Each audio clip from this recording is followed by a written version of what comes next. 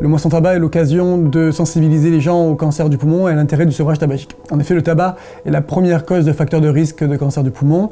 Et pour vous donner une ordre d'idée, dans le monde, en 2018, c'est plus de 2 millions de nouveaux cas et 1,8 million de décès. En France, il s'agit d'environ 45 000 nouveaux cas et plus de 30 000 décès par an. Il s'agit donc d'un vrai problème de santé publique, car c'est le second cancer en termes d'incidence, mais surtout le premier cancer en termes de décès. Pour vous donner une idée, la survie à 5 ans est uniquement de 15 à 20% lorsqu'on prend tous les stades ensemble.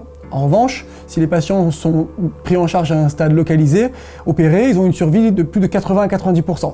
Le problème, c'est qu'aujourd'hui, seuls 15 à 20% sont diagnostiqués à un stade précoce. Donc l'objectif, c'est d'arriver à augmenter ce taux de patients découverts à un stade localisé. Alors quel est le moyen? Le moyen, c'est un dépistage. Le schéma de ce dépistage, sur quoi il repose? Il repose sur un scanner du thorax qui est faiblement dosé et sans injection. Ce scanner va être fait à 2 fois espacé d'1 an, puis tous les 2 ans. Et si jamais on découvre quelque chose, ça va être surveillé, réévalué, voire prolonger les explorations pour aller, si besoin, jusqu'à une documentation ou une intervention.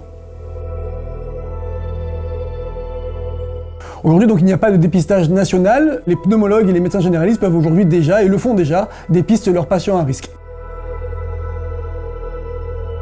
C'est quoi la population cible donc? Il s'agit des patients de 50 à 75 ans qui ont plus de 25 ans de tabagisme, où ils fument environ plus que 15 cigarettes par jour, ou alors les anciens fumeurs qui ont arrêté depuis moins de 10 ans. Ce dépistage est bien évidemment accompagné d'un sevrage tabagique. On estime en France qu'un dépistage pourrait sauver environ 7500 vies par an. En effet, si ces patients sont pris en charge à un stade précoce, le traitement de référence est donc la chirurgie. Le but est donc de réséquer la tumeur, soit par une lobectomie ou une segmentectomie. Et aujourd'hui, on développe de plus en plus la chirurgie d'épargne parenchymateuse pour retirer le moins de poumons possible. Cette prise en charge est réalisée lors d'une courte hospitalisation, lors d'un parcours de réhabilitation amélioré après chirurgie, ce qu'on appelle la RAC. On utilise une chirurgie minimalement invasive avec une caméra, soit par vidéothoracoscopie ou chirurgie robotique. On a également à notre disposition des outils innovants tels qu'une planification en 3 dimensions. En conclusion, je vous recommande donc, si vous êtes fumeur de longue date, de vous rapprocher de vos médecins pour discuter de la pertinence d'un scanner thoracique afin de dépister un éventuel cancer du poumon. Alors, n'hésitez plus et rapprochez-vous des cliniques du groupe Almaviva afin de réaliser votre dépistage.